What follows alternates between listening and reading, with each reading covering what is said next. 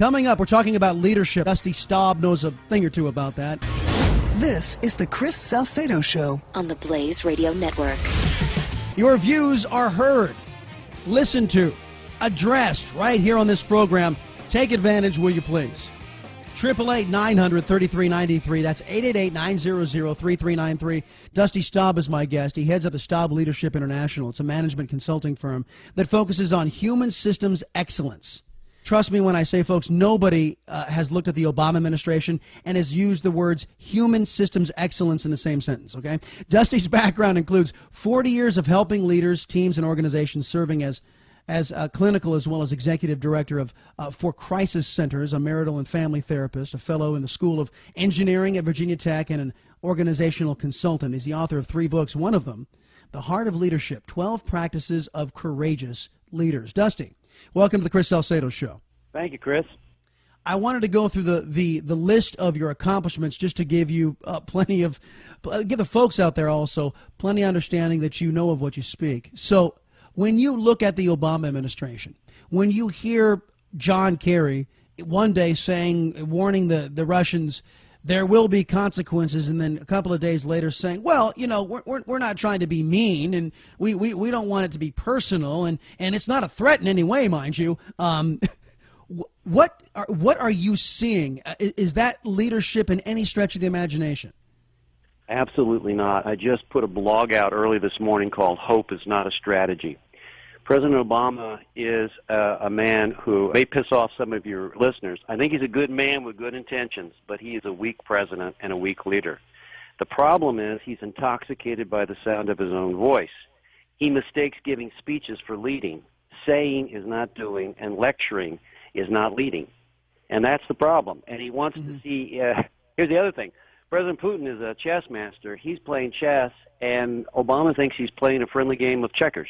Yeah, that's very true. And you know what? I don't think you'll tick off anybody here in the Salcedo audience with your evaluation saying you think Obama's a good man. And until the first 3.5 years, that was kind of my line too. That Mr. Obama is a heck of a nice guy, but good family man, yada yada yada. But in way over his head. That was until the Internal Revenue Service scandal, where he utilized government to attack his political opponents. It's until he referred to us as enemies and extremists. And that's when I realized, you know what? Mr. Obama has no ability or intention of taking America's adversaries to task.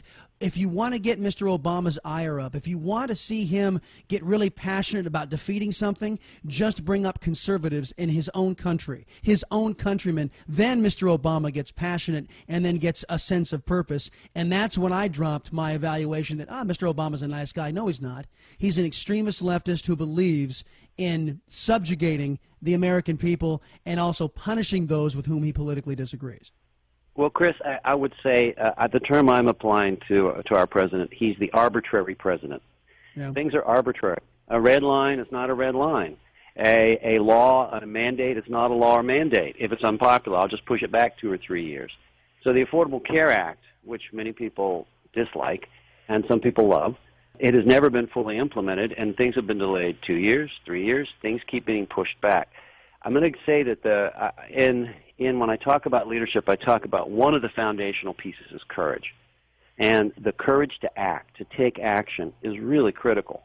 On the world stage, our president lacks the courage to truly act. And he lacks the courage to even act on his own law that he pushed through without a single Republican vote in his first 2 years. He is a man who was a community organizer. He's a Harvard law professor. He was a senator for 2 years. And I think your term, he was in over his head as president, and he needed some adult supervision, and he didn't get it in the first 2 years. And unfortunately, I still think he's a good man, but a good man. Jimmy Carter's a good man, but he was a weak president. And unfortunately, he's more like Carter than Reagan. Dusty Staub is my guest. He heads up Staub Leadership International. It's a management and consulting firm that focuses on human systems excellence. One of his great books, The Heart of Leadership, 12 Practices of Courageous Leaders. You touched on something there with Mr. Obama that he lacks courage. And it's one thing to have the Senate and the House and your own political party and of course, your own ideology and ram through and shove down our throats Obamacare. The minute we got divided government, when the House of Representatives flipped over, Mr. Obama no longer had the courage because he didn't have the army at his back. And then all of a sudden, that's when the wheels started coming off of any illusion this guy had any leadership skills. Unfortunately, I think that's the case. And as I said before, he tends to believe that he can stop a tank with words. He tends to believe that what he says when he gives a speech, that's as good as acting. But it's not. You have to be able to get out there and you have to engage. And the problem is he does not, another issue for him, he lacks the courage to be confronted. So if you lack the courage to act critically and you lack the courage to be confronted because you believe your way is the right way, there's an arrogance. And on the left or the right, you go to the extreme left or the extreme right. There are people who absolutely believe they are so right they won't listen.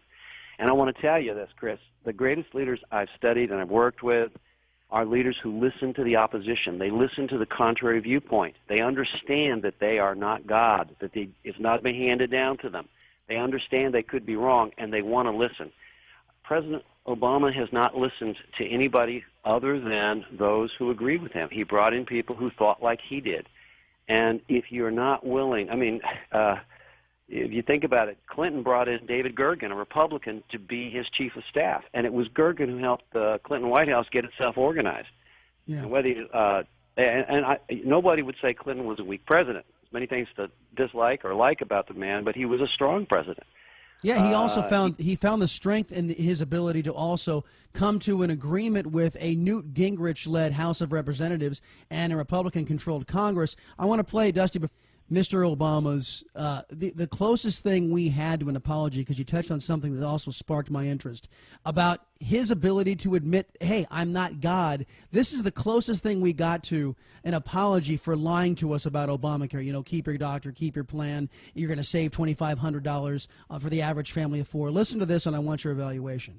I am sorry that they are finding themselves in this situation based on assurances they got from me. We've got to work hard to make sure that they know we hear them and that we're going to do everything we can to deal with folks who find themselves in a tough position as a consequence of this.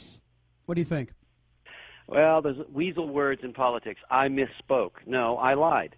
It would be refreshing if a president came out and said, folks, I knew this wasn't going to happen. I actually lied to you. I really regret that. Here's what I'm going to do to address that and fix it.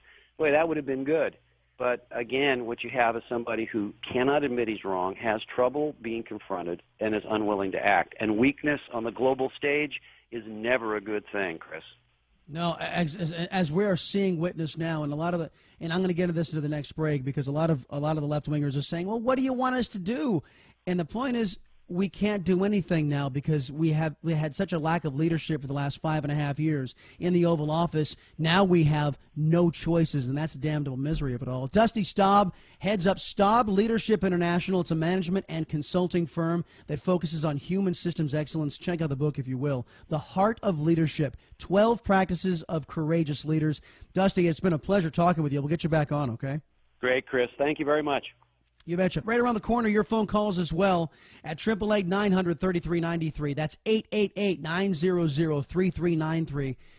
I don't know, maybe it's just me. And all you lefties out there, if you want to call in and say, where am I going wrong here? Why am I so wrong in wanting good leadership out of the occupier of the Oval Office? Your chance comes up next right here on the Salcedo Show. Telling the truth. It's one of those jobs American liberals won't do. That's why we need the liberty-loving Latino Chris Salcedo. The Blaze Radio Network.